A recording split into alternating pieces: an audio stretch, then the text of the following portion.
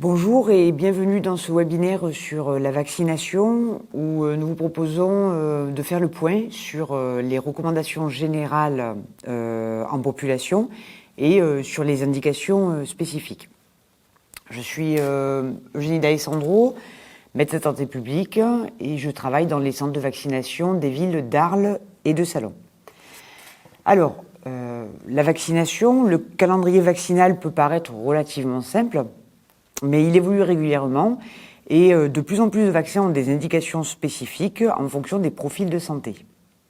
Nous vous proposons de voir ensemble les indications vaccinales et de répondre aux questions quel vaccin, pour qui et quand. En guise d'introduction à ces questions, il me semble intéressant de préciser l'utilité des vaccins recommandés en France. Autrement dit, depuis leur introduction, comment a évolué la morbimortalité des maladies ciblées. Donc, dans un premier temps, on abordera l'impact des vaccins sur la prévalence des maladies. Ensuite, les risques auxquels pourraient exposer les vaccins. Et ensuite, nous en viendrons aux questions de recommandations en population générale et d'indications spécifiques. Donc, l'impact des vaccins sur la prévalence des maladies.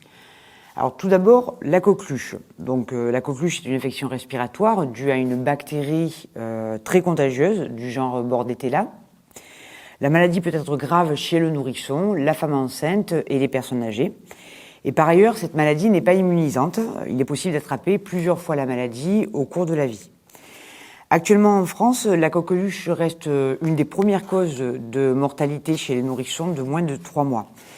Et plus précisément, entre 1996 et 2015, 100 à 500 cas annuels ont été notifiés chez les moins de 17 ans, dont 30 à 50% chez les nourrissons de moins de 3 mois.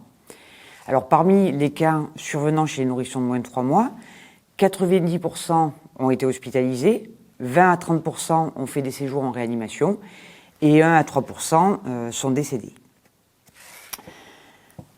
Donc l'impact du vaccin sur cette maladie. Dans les années 60, l'introduction du vaccin contre la coqueluche s'est traduite par une chute spectaculaire du nombre de cas et de décès.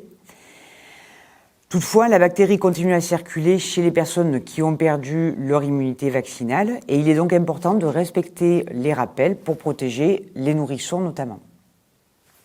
Alors après la coqueluche, le virus de l'hépatite B. Donc ce virus est responsable d'une infection du foie. Dans 5% des cas, les personnes infectées vont développer une forme chronique qui peut évoluer vers une cirrhose ou un cancer. Les 4 principaux modes de contamination sont les relations sexuelles, les contacts avec le sang, la transmission mère-enfant et les contacts avec un proche porteur du virus. Il est à noter que dans 30% des cas, le mode de contamination n'est pas identifié. Concernant la mortalité, chaque année en France, on estime que 1500 décès sont liés à l'hépatite B. Les principales complications sont le carcinome hépatocellulaire, le lymphome non-hodgkinien et l'insuffisance hépatique.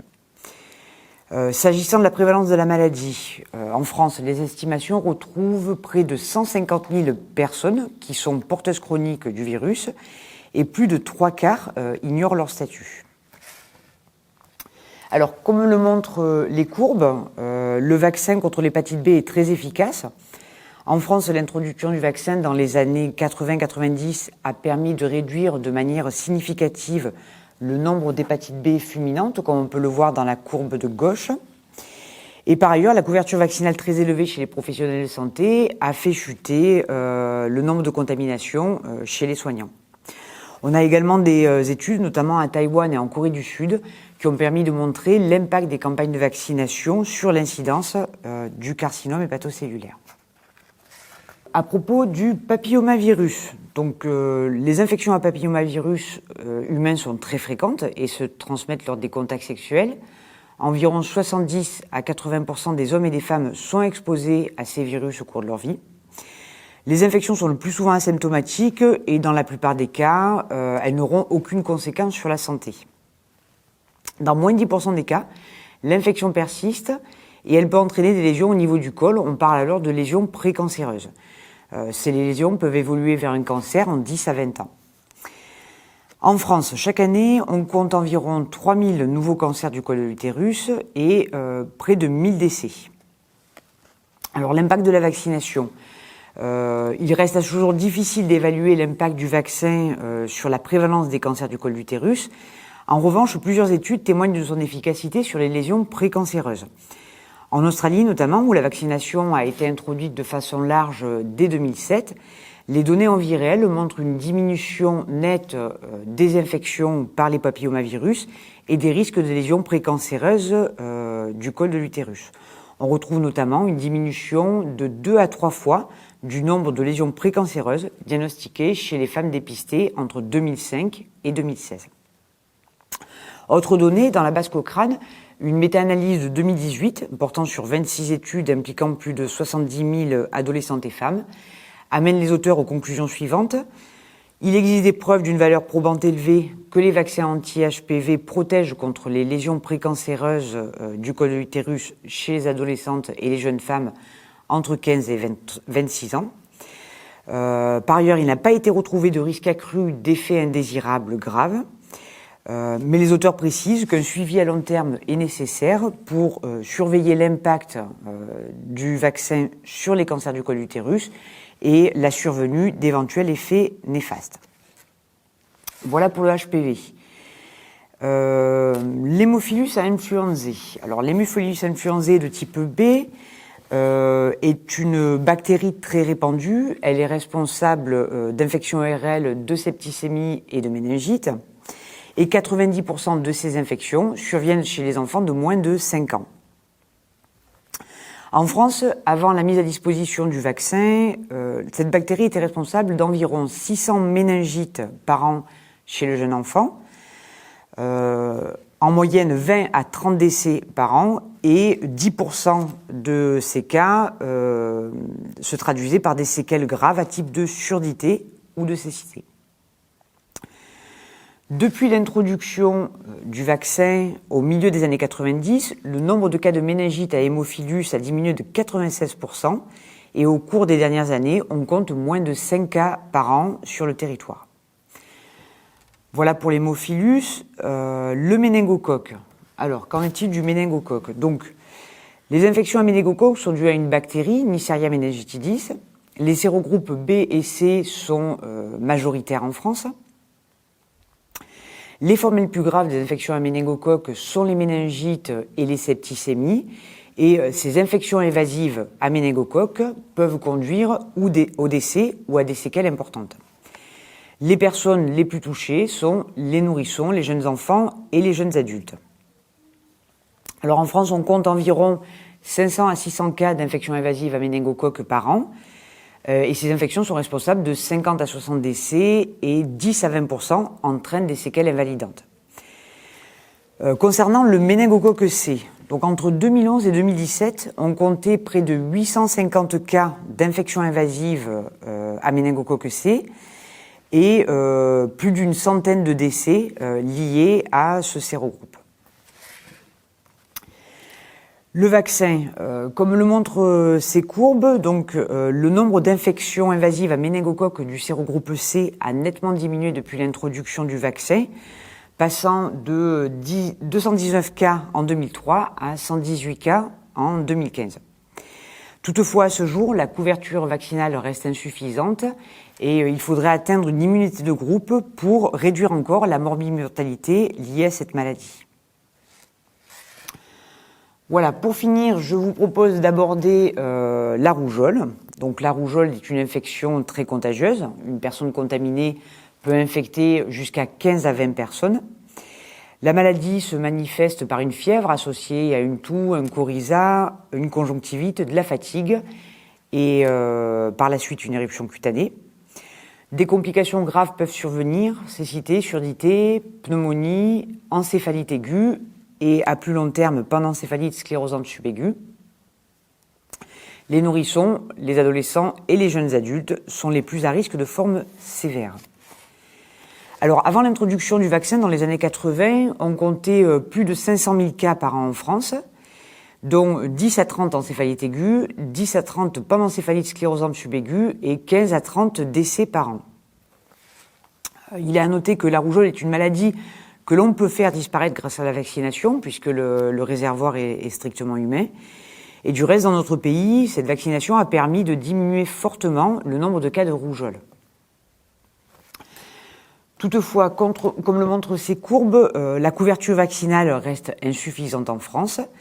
Depuis 2008, plus de 30 000 cas ont été notifiés, dont 1500 pneumopathies graves, 40 complications neurologiques et 23 décès. Alors, en conclusion, les maladies à prévention vaccinale étaient et pour certaines sont encore responsables de plusieurs dizaines à plusieurs centaines de décès par an.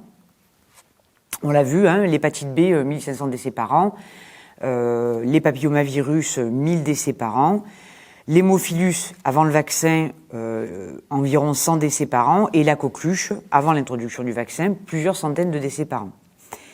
Donc le suivi épidémiologique des maladies à prévention vaccinale permet de prendre la mesure de l'intérêt des vaccins, aussi bien à l'échelle individuelle que collective, et donc de mieux apprécier la balance bénéfice-risque. Les données de veille sanitaire montrent des tendances nettes. L'introduction des vaccins permet de faire chuter le nombre de cas et de décès de façon souvent très significative. Autre point crucial à souligner, les vaccins participent à la lutte contre l'antibiorésistance. Alors, en limitant l'utilisation des antibiotiques pour traiter les maladies bactériennes à prévention vaccinale, mais également en limitant l'utilisation des antibiotiques pour traiter les surinfections bactériennes qui peuvent survenir dans les infections virales à prévention vaccinale. Ce point est particulièrement important puisque l'émergence de la résistance aux antibiotiques est une préoccupation majeure aujourd'hui. Pour rappel, en 2015, en France, on comptait 125 000 infections à bactéries multirésistantes et plus de 5 500 décès liés à ces infections. Donc voilà pour l'impact des vaccins sur la prévalence des maladies. Alors on vient de voir les bénéfices de la vaccination. On peut en parallèle s'interroger sur les risques de cet outil de prévention. Bon, de nombreuses études ont évalué les risques auxquels exposent les vaccins et ont permis d'éliminer beaucoup de liens de causalité entre certaines maladies et les vaccins. Mais nous disposons également de données en vie réelle. Et je vous propose de voir les conclusions de l'étude réalisée par l'Agence nationale de sécurité du médicament sur la sécurité des vaccins. Alors, cette étude a porté sur les enfants entre 0 et 23 mois et les vaccinations qu'ils ont reçues sur les 11 vaccins obligatoires depuis 2018 entre 2012 et 2017. Donc, l'analyse a relevé tous les événements et effets indésirables notifiés au système de pharmacovigilance, donc entre 2012 et 2017. Les cas notifiés incluent les événements indésirables et les effets indésirables, c'est-à-dire toute manifestation nocive et non recherchée survenant chez un nourrisson vacciné, qu'un lien de causalité soit suspecté ou pas, ou qu'un lien de causalité soit établi ou pas.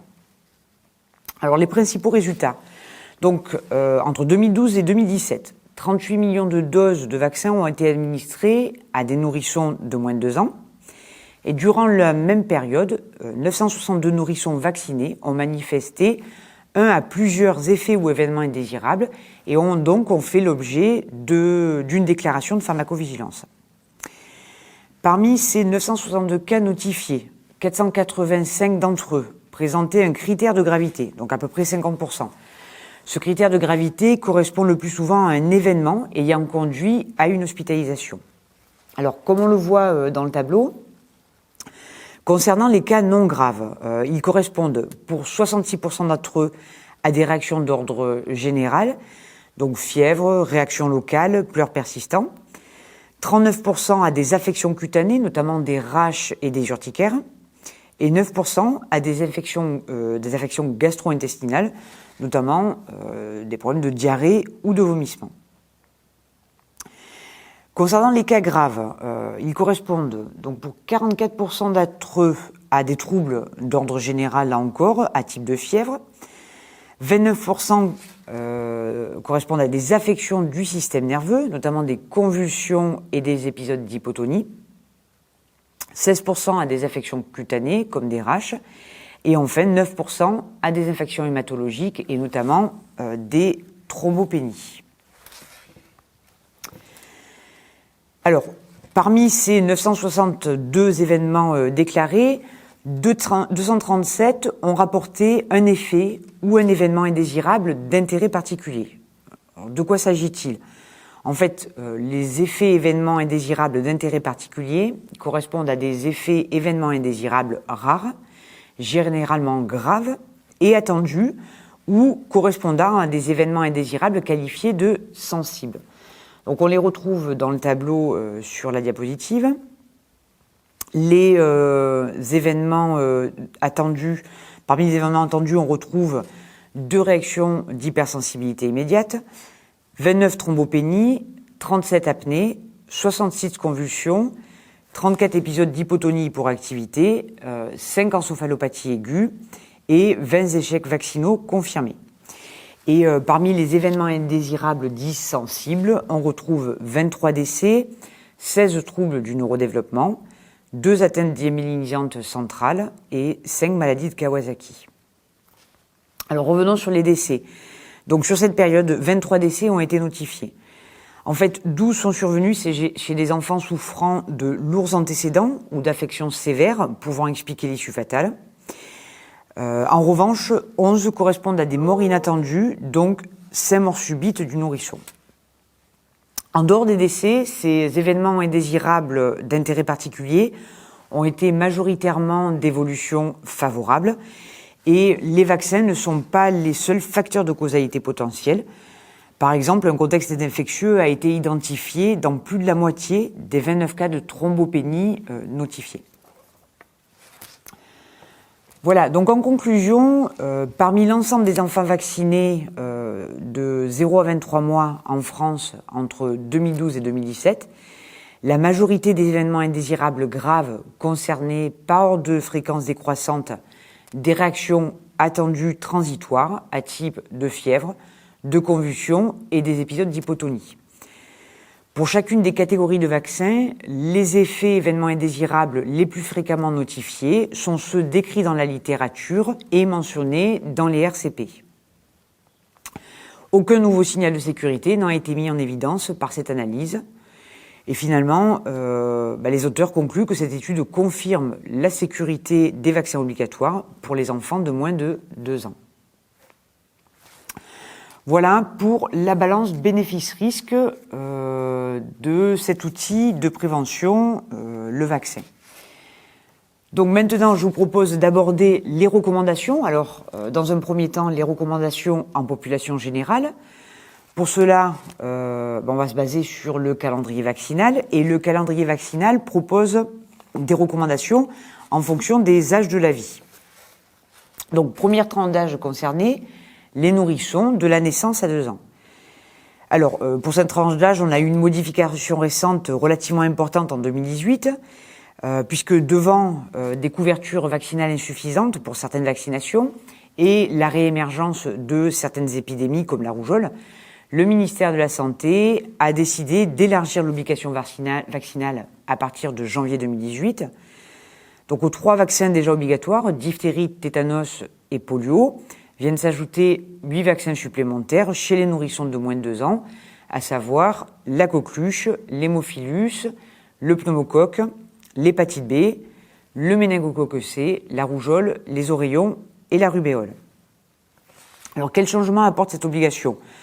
En fait, avant 2018, les 8 vaccins devenus obligatoires étaient déjà recommandés et de fait, plus de 70% des enfants réalisaient déjà ces 11 vaccins. Donc l'obligation vaccinale a pour objectif de rattraper les 20 à 30% des enfants qui ne recevaient pas l'intégralité des 11 vaccins.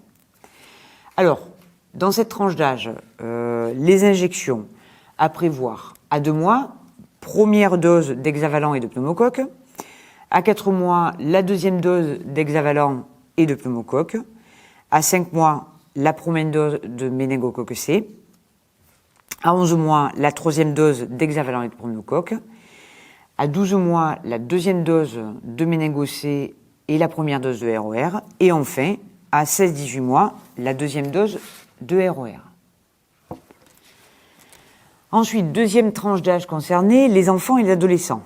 Donc, dans cette tranche d'âge, on va poursuivre la vaccination contre le DTP-coque avec les rappels à 6 ans et 11 ans.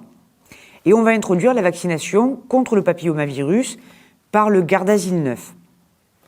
Donc, chez les filles, mais également chez les garçons, dès janvier 2020. Alors, les protocoles, pour les enfants vaccinés entre 11 et 14 ans, on va avoir 2 injections espacées de 6 à 13 mois. Et pour les enfants vaccinés entre 15 et 19 ans, on va avoir 3 injections selon le schéma, une première injection, une deuxième injection à 2 mois et une troisième injection à 6 mois. Pour rappel, la vaccination ne dispense pas du dépistage par frottis tous les 3 ans entre 25 et 65 ans.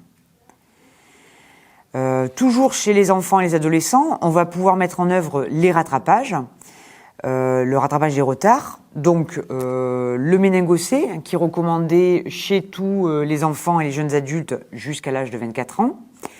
Le ROR, donc toutes les personnes nées après 1980 doivent avoir reçu 2 doses. Et l'hépatite B, qui est recommandée chez les enfants et les adolescents jusqu'à l'âge de 15 ans. On a également la varicelle. Donc on va pouvoir proposer 2 doses chez les enfants entre 12 et 18 ans, pour ceux qui n'ont pas fait la varicelle maladie et après contrôle sérologique. Ensuite, pour les adultes, donc on va poursuivre les rappels DTP-coque avec des injections à 25 ans et à 45 ans. Et comme pour les enfants et les adolescents, on va pouvoir rattraper les retards pour le méningocé, pour le ROR et pour l'hépatite B. Pour les adultes non vaccinés et éventuellement exposés à un risque accru de contamination, comme les adultes ayant des relations sexuelles avec des partenaires multiples, les usagers de drogues injectables, les personnes dialysées, les personnes hémophiles, les candidats à une greffe d'organes ou de cellules, les détenus et les partenaires sexuels d'une personne infectée par le virus de l'hépatite B. Voilà, dernière tranche d'âge concernée par ces recommandations générales. Donc les seniors à partir de 65 ans. On va poursuivre les rappels DTP avec une injection tous les 10 ans à partir de 65 ans. On va introduire la vaccination contre la grippe avec une injection annuelle. Et enfin, on va pouvoir proposer la vaccination contre le zona pour les personnes âgées de 65 à 74 ans. Donc voilà pour les recommandations générales. Alors, en fait, les vaccins ont de plus en plus de recommandations spécifiques en fonction des profils de santé des personnes. Et donc, je vous propose de voir ces recommandations spécifiques et de commencer avec la coqueluche. Donc, on l'a vu, cette maladie, ni la maladie ni le vaccin ne confèrent une immunité prolongée contre la bactérie. Par conséquent, pour protéger les nourrissons de moins de 6 mois, tous les adolescents et adultes doivent avoir un vaccin coqueluche de moins de 10 ans. C'est la stratégie cocooning. Cette recommandation concerne l'entourage familial des nourrissons, à savoir les parents, les grands-parents, les grands frères, les grandes sœurs, mais également les professionnels de santé et les professionnels de la petite enfance. Le vaccin se fait alors avec un tétravalent, en respectant un délai minimum d'1 mois avec un DTP antérieur. Concernant le vaccin pneumocoque, au-delà de l'âge de 2 ans, la vaccination contre le pneumocoque est recommandée pour les personnes à risque d'infection grave à pneumocoque, à savoir les personnes présentant une immunodépression, un diabète, une insuffisance rénale, une insuffisance cardiaque ou une cardiopathie congénitale cyanogène, les maladies respiratoires de type insuffisance respiratoire chronique, BPCO, asthme sévère, emphysème et mucoviscidose, les hépatopathies chroniques et enfin les brèches ostéoméningées et les implants cochléaires. Alors le schéma vaccinal correspond à une dose de 13 valents, suivie 8 semaines plus tard d'une dose de 23 valents, et un rappel à 5 ans est possible avec une dose de 23 valents en respectant ce délai des 5 ans. Le vaccin contre la varicelle. Alors en France, il faut savoir que chez les plus de 10 ans, la varicelle est responsable de 70 000 infections par an. 750 personnes sont hospitalisées et on compte près de 20 décès par an. Donc le vaccin contre la varicelle va être recommandé à partir de l'âge de 12 ans, donc on l'a vu, chez les adolescents non immunisés et chez les adultes non immunisés et à risque, à savoir les femmes en âge de procréer, les personnes en attente d'une greffe d'organes et les personnes en contact avec des personnes immunodéprimées, dont les professionnels de santé et les professionnels de la petite enfance. Enfin, le vaccin contre la grippe, donc la grippe représente en moyenne 10 000 décès par an, et le vaccin va être recommandé plus particulièrement chez toutes les personnes à partir de 65 ans, chez les femmes enceintes, quel que soit le stade de la grossesse, et chez les personnes qui présentent des maladies respiratoires, des maladies cardiovasculaires, des maladies neurologiques et neuromusculaires, AVC, sclérose en plaques, myopathie et démence. Les personnes qui ont des maladies rénales et du foie, les personnes ayant un diabète, une obésité et toutes les personnes présentant une immunodépression. Le vaccin sera également recommandé chez tous les professionnels de santé. Voilà, je vous propose de terminer en abordant les recommandations concernant les personnes immunodéprimées. Donc en dehors des déficits immunitaires héréditaires, les personnes présentant des immunodépressions secondaires ou acquises sont nombreuses aujourd'hui. On va avoir tous les patients traités par chimiothérapie. On a également les patients présentant des maladies inflammatoires et des maladies auto-immunes et traités par immunosuppresseurs, corticothérapie, biothérapie et autres types d'immunosuppresseurs. On retrouve également les personnes ayant bénéficié de transplantation d'organes et de greffe de cellules souches, les personnes infectées par le VIH et les personnes présentant une asplénie. Alors, ces personnes sont exposées à un risque accru d'infection sévère et par conséquent, des recommandations vaccinales spécifiques sont proposées dans le cadre de la prévention de ces infections. Les principes généraux de la vaccination chez les personnes immunodéprimées sont les suivants. Les vaccins vivants atténués sont le plus souvent contre-indiqués chez ces personnes. Donc on va retrouver parmi les vaccins vivants atténués le BCG, le ROR, la varicelle, le zona, le rotavirus et la fièvre jaune. Certains vaccins du calendrier vaccinal doivent au contraire être renforcés, comme le diphtérie, tétanos, polio, coqueluche. D'autres doivent être ajoutés, comme par exemple la grippe ou le pneumocoque. Enfin, un dernier point, la mise à jour des vaccinations de l'entourage des personnes immunodéprimées est particulièrement importante. Et voilà, pour avoir une idée plus précise des recommandations en fonction du type d'immunodépression, je vous renvoie aux documents qui sont précisés dans la bibliographie en fin de diaporama, notamment le rapport du Haut Conseil de santé publique et le document de synthèse de l'INPES. Voilà, donc pour terminer, on m'a mis à disposition une bibliographie avec des documents de référence.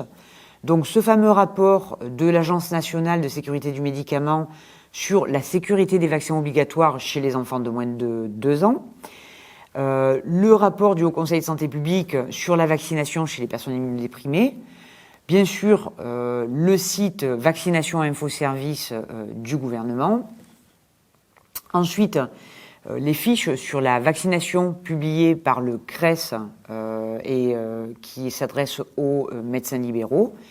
Et enfin, le e-learning sur la vaccination animé par les intervenants experts.